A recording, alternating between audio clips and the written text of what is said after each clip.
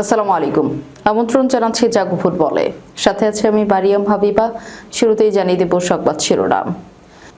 নেইমারকে প্রকাশ্যে ক্ষমা চাওয়ার আলটিমেটাম জুনিয়র রবিনহোর। টাইগারদের সঙ্গে সৌজন্য সাক্ষাৎ করতে পারেন হামজা। রিয়াল মাদ্রিদের অনুশীলনে হাতাহাতি, মুখ খুললেন কারেরাস। এল ক্লাসিকো অনিশ্চিত, ইয়ামাল বিশ্বকাপে খেলতে পারবেন তো?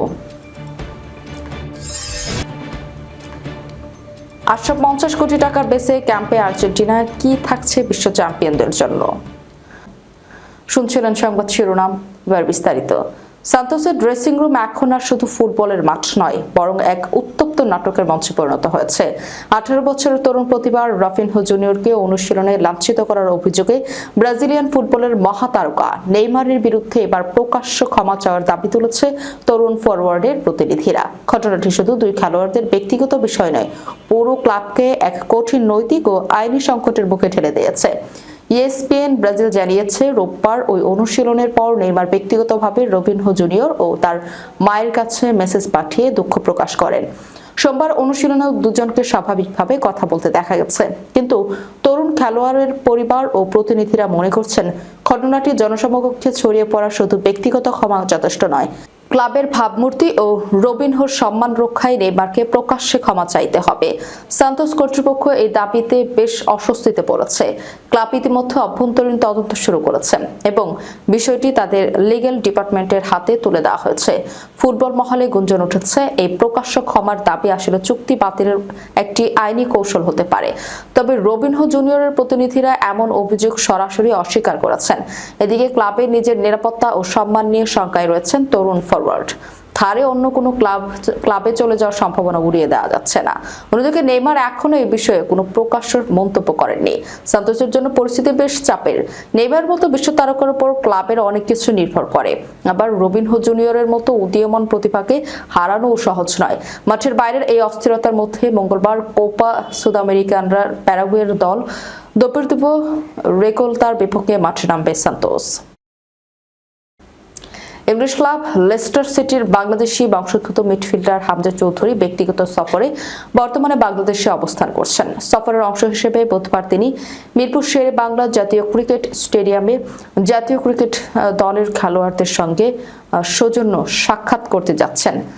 বাংলাদেশ ক্রিকেট বোর্ড BCB সূত্রে জানা গেছে, দুপুরের দিকে তিনি স্টেডিয়ামে উপস্থিত হবেন। ধারণা করা হচ্ছে আসন্ন পাকিস্তানের বিপক্ষে টেস্ট সিরিজের আগে ক্রিকেটারদের উৎসাহ দিতেই তার এই সফর। ক্লাব ফুটবলে এই সময়টা তার জন্য কিছুটা কঠিন যাচ্ছে। তার দল লেস্টার সিটি সম্প্রতি ইংলিশ চ্যাম্পিয়নশিপ থেকে অবনতি হয়ে EFL লিগ 1-এ নেমে গেছে। মৌসুম শেষ হওয়ায় বর্তমানে তিনি ছুটিতে রয়েছেন। অন্যদিকে জাতীয় দলের হয়ে তার আন্তর্জাতিক ব্যস্ততাও সামনে আসছে। আগামী 5 জুন ইউরোপ সফরে গিয়ে বাংলাদেশ ফুটবল দল সান মারিনোর বিপক্ষে একটি প্রীতি ম্যাচ খেলবে, যা হবে ইউরোপীয় কোনো দলের বিপক্ষে বাংলাদেশের প্রথম ম্যাচ। এদিকে বাংলাদেশ ক্রিকেটের দল নিউজিল্যান্ড সিরিজ শেষ করে এখন পাকিস্তানের বিপক্ষে টেস্ট সিরিজের প্রস্তুতিতে ব্যস্ত। প্রথম টেস্ট শুরু হবে 8 মে মিরপুরে, আর দ্বিতীয় টেস্ট হবে 16 মে সিলেটে। রিয়াল মাদ্রিদের অনুশীলনে সতীর্থ আন্তোনিও রুডিগারের সঙ্গে হাতাহাতির খবর নিয়ে নীরবতা ভেঙেছেন তরুণ defender Alvaro Carreras. Loss Blancos শিবিরের উত্তেজনা ও শৃঙ্খলা ভঙ্গের যে গুঞ্জন ছড়িয়েছিল, এক বিবৃতির মাধ্যমে পরিস্থিতি পরিষ্কার করেছেন তিনি। মঙ্গলবার রাতে নিজের ইনস্টাগ্রাম অ্যাকাউন্ট থেকে দেওয়া এক বিবৃতিতে কারেরাস জানান, সম্প্রতি তাকে নিয়ে যেসব মন্তব্য বা ইঙ্গিত করা হয়েছে তা বাস্তবের সঙ্গে সঙ্গতিপূর্ণ নয়। তিনি বলেন, প্রথম দিন থেকেই ক্লাবের প্রতি আমার অঙ্গীকারপূর্ণ ছিল, ভবিষ্যতেও থাকবে। সর্বোচ্চ পেশাদারিত্ব ও সম্মান বজায় রেখে আমি কাজ করে যাচ্ছি। অনুশীলন সেশনের একটি ঘটনায় গুঞ্জন উঠেছিল রুডিগার তাকে থাপ্পড় মেরেছেন। জার্মানির এই তারকার নাম সরাসরি উল্লেখ না করলেও কারেরাস স্বীকার করেছেন এক সতীর্থের সঙ্গে একটি বিচ্ছিন্ন ঘটনা ঘটেছিল।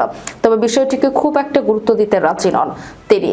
তার বাসায় সতীর্থের সঙ্গে ঘটে যাওয়া ঘটনাটি একটি বিচ্ছিন্ন বিষয়, যার কোনো প্রাসঙ্গিকতা নেই। এটি ইতিমধ্যে সমাধান হয়ে গেছে। পুরো দলের সঙ্গে আমার সম্পর্কের অত্যন্ত চমৎকার।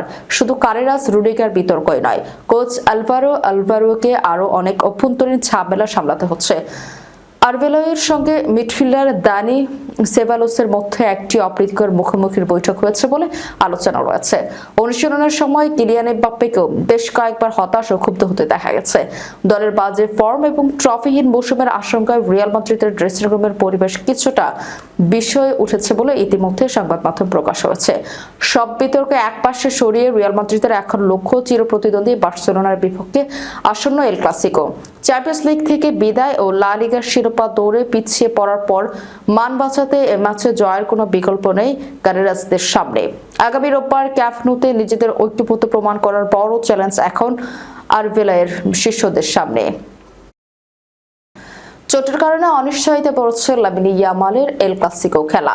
তরুণ এই তারকাকে নিয়ে এখন দুশ্চিন্তায় বার্সেলোনার সমর্থকরা। একই সঙ্গে প্রশ্ন উঠেছে 2026 বিশ্বকাপে খেলতে পারবেন তো স্পেনের এই বিস্ময় বালক। লেস্টার বিপক্ষে ম্যাচে পেনাল্টি নেওয়ার সময় চোট পান ইয়ামাল। এরপর থেকে মাঠের বাইরে রয়েছেন 18 বছর বয়সী এই উইঙ্গার।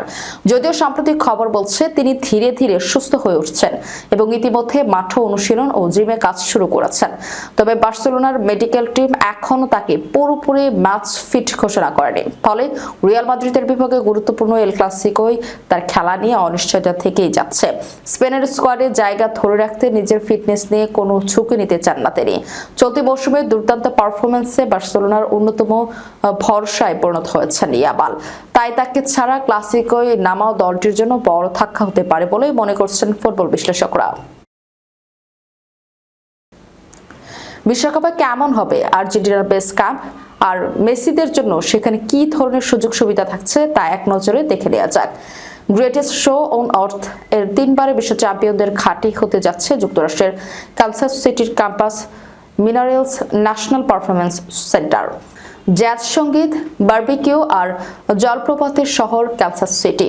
এই শহরের একেবারে প্রাণকেন্দ্রে অবস্থিত Compass Minerals National Performance Center মূলত Major League Soccer club Sporting Kansas সিটির অনুশীলন কেন্দ্র। এটি শুধু ট্রেনিং গ্রাউন্ড বলে ভুল হবে। এটি আধুনিক সব সুযোগ সুবিধা সমৃদ্ধ একটি পূর্ণাঙ্গ ফুটবল কমপ্লেক্স যা আর্জেন্টিনা দলের বেস ক্যাম্প হিসেবে ব্যবহৃত হবে।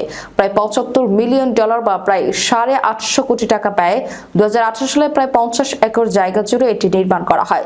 বিশ্বকাপ জয়ীদের এই বেস ক্যাম্প কি নেই? নিয়মিত অনুশীলনের জন্য 3টি প্রাকৃতিক গ্যাসের মাঠের পাশাপাশি রয়েছে 2টি টার্ফ ফিল্ড।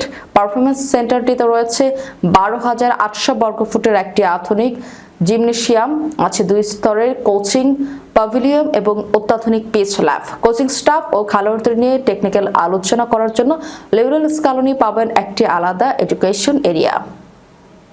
যাবার আগে শিরোনামগুলো জানিয়ে দেব আরো একবার। নেইমারকে প্রকাশ্যে ক্ষমা চাওয়ার আলটিমেটাম জুনিয়র রবিনহোর। টাইগারদের সঙ্গে সৌজন্য সাক্ষাৎ করতে পারেন হামজা। রিয়াল মাদ্রিদের অনুশীলনে হাতাহাতি, মুখ খুললেন কারেরাস। এল ক্লাসিকো অনিশ্চিত, ইয়ামাল বিশ্বকাপে খেলতে পারবেন তো? 850 কোটি টাকার বেসে ক্যাম্পে আর্জেন্টিনা কি থাকছে বিশ্ব চ্যাম্পিয়নদের জন্য? এ ছিল এখনকার মতো। পরবর্তী সংবাদ দেখার আমন্ত্রণ রইল। ধন্যবাদ সবাইকে। আল্লাহ হাফেজ।